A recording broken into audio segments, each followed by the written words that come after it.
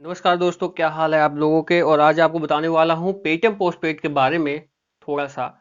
सब लोग पूछते हैं कमेंट में कि कैसे पेमेंट होती है, कैसे क्या होता है और कैसे बिल आता है। सबसे बड़ा क्वेश्चन होता है कैसे बिल आता है, कैसे फीस लगती है।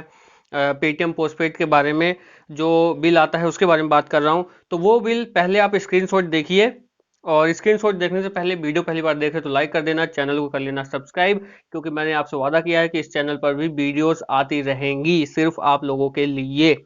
तो आप देखिए, सबसे पहले पूरी स्क्रीन पे आप बड़ी बड़ी देखिए, उसमें साफ साफ लिखा है 1 नवंबर से 30 नवंबर तक डिटेल दी हुई है, जैसा कि आप देख रहे हैं। अब वो स्क्रीन मैं थोड़ा छोटा करूंगा, मैं थोड़ा इस साइड हो जाता हूँ, यहाँ पर वो स्क्रीन आपको दिख रही होगी।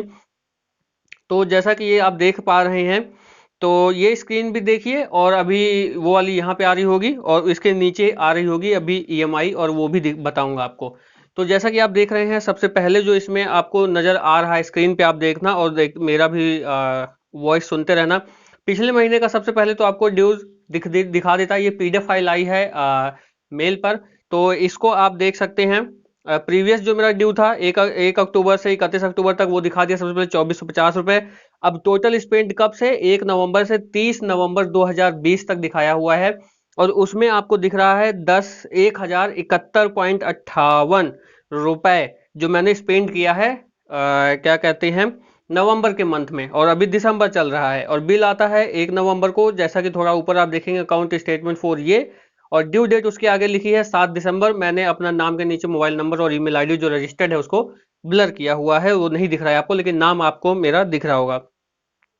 उसके बाद आप नीचे आइए, पिछले महीने का ड्यूज आपको दिख गया। उसके बाद देखिए टोटल स्पेंड जो है 1,071.58 है। उसके बाद देखिए चार्ज और इंटरेस्ट दोनों लगा हुआ है उसमें। अगर आप 71 रुपए हटा दें, और उसमें जो 1,071 है, उसी में ईएमआई भी ऐड है और स्पेंड लिमिट जो है वो भी ऐड है। तो दोनों ऐड होने के बाद चार्ज और इंटरेस्ट लग गया 21.11 रुपए, और उन दोनों का टोटल जो है आ रहा है ड्यू अमाउंट में 1,092.69।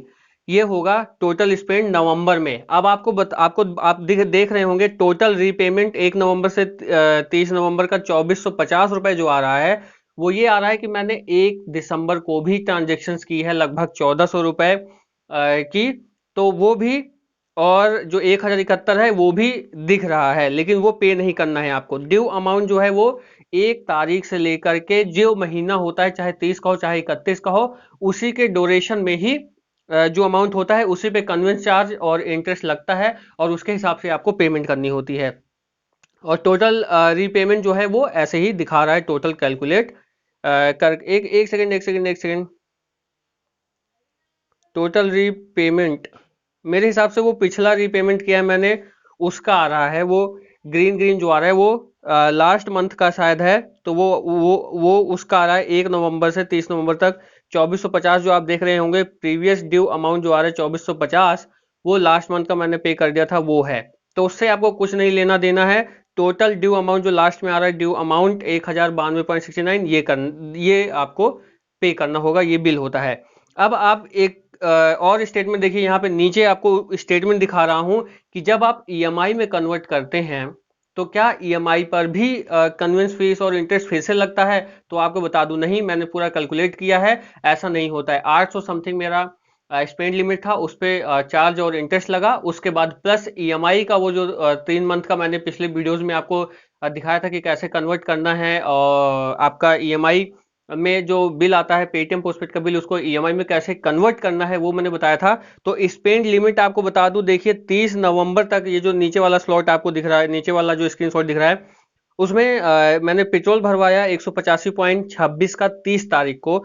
उसके बाद देखिए 30 नवंबर को 177 रुपए बिल वो जुड़ा है, ड्यू फॉर नवंबर बिल। ये है ईएमआई जो मैंने पिछले महीने आपको कन्वर्ट करके बताया था कि कैसे बिल जो है ईएमआई में कन्वर्ट कर सकते हैं आप। तो स्पेंड लिमिट पे चार्ज लगता है, इंटरेस्ट लगता है, उसके बाद ईएमआई उस पे ऐड हो जाती है। और जैसा कि उसके ऊपर एक एंट्री और आप देख रहे होंगे, कन्वेंस फीस फॉर नवंबर 2020, तो 21.11 वो कन्वेंस फीस है, उसके बाद वो भी उसी में ऐड हो गई। तो ये फाइनल बिल हो करके जो ऊपर वाली स्क्रीनशॉट आपको दिख रहा है, टोटल होकर के फिर वो आया है। अब इसमें एक चीज और आपको बता दूं कि जो आप ईएमआई कन्वर्ट करते हैं उसमें दोबारा से चार्ज नहीं लगता है। यानी कि आपने जो पिछले महीने ईएमआई या पिछले महीने के जो बिल्स हैं, जो ईएमआई है, वो सबसे पहले आपको बता दूं कि इसी बिल में ऐड हो जाती है अगले महीने के बिल में, जैसा कि मैंने आपको दिखाया और अभी भी दिख रहा है 177 रुपए बिल ऐड हो गया। 177 रुपए मेरी ईएमआई है 3 महीने की, 500 रुपए की मैंने ईएमआई कराई थी आप लोगों को समझाने के लिए, जो कि पिछले वीडियो में इसके आपने देखा होगा कि कैसे कन्वर्ट करते हैं पेटीएम पोस्टपेड का बिल। और उसके बाद आपको बता दूं फिर जो स्पेंड लिमिट होती है नेक्स्ट मंथ की, वो होती है, उसके बाद उसी में चार्ज लगता है, इंटरेस्ट लगता है और कन्वेंस फीस लगता है, 18% जीएसटी टैक्स लगता है कन्वेंस फीस पर। और उसके बाद एड होकर के वो आता है, उसके बाद एड होता है आपका ईएमआई वाला अमाउंट। अब यहाँ पे एक चीज क्लियर करना चाहूंगा कि जो ईएमआई वाला अमाउंट है, उसके बाद ईएमआई वाले अमाउंट पे कोई इंटरेस्ट नहीं लगता, कोई फीस नहीं लगता, बस वो टोटल अमाउंट के साथ पिछले महीने का जो आपने ईएमआई कन्वर्ट किया है उतना अमाउंट, जो भी 3 महीने या 3 महीने 6 महीने जो भी ऑप्शन आपने लिया है मेरे ख्याल से, तो उसमें आपको वो सीधे अमाउंट ही ऐड होता है। अमाउंट जो ऐड होगा ईएमआई वाला, उस पे कन्वेंस फीस और चार्ज नहीं लगता है, क्योंकि वो ऑलरेडी पिछले महीने चार्ज होकर के वो अमाउंट आया है। तो ये क्लियर करना था आपको। और जैसा कि आप देख ही रहे होंगे, पेटीएम पोस्टपेड का लगभग मैंने सब कुछ क्लियर कर दिया और ईएमआई भी बता दिया, बिल भी बता दिया, और ये भी क्लियर कर दिया कि जब आप ईएमआई बनवाते हैं तो वो नेक्स्ट मंथ उस पर कोई इंटरेस्ट चार्ज और कन्वेंस फीस और जीएसटी टैक्स नहीं लगता है। क्यों नहीं लगता है?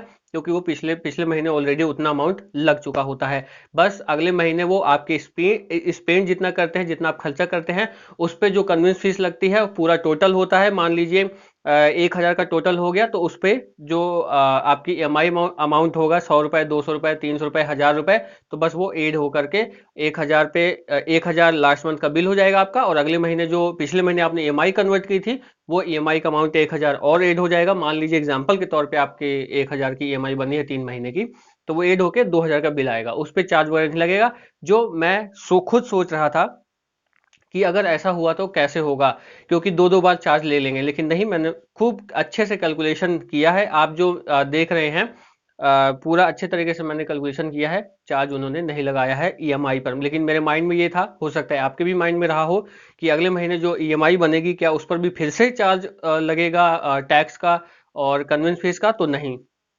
जो भी उस महीने का आपकी स्पेंड लिमिट होगी उस पे कन्वेंस फीस और वो लग करके और ईएमआई का अमाउंट ऐड हो करके आ जाएगा आपका बिल।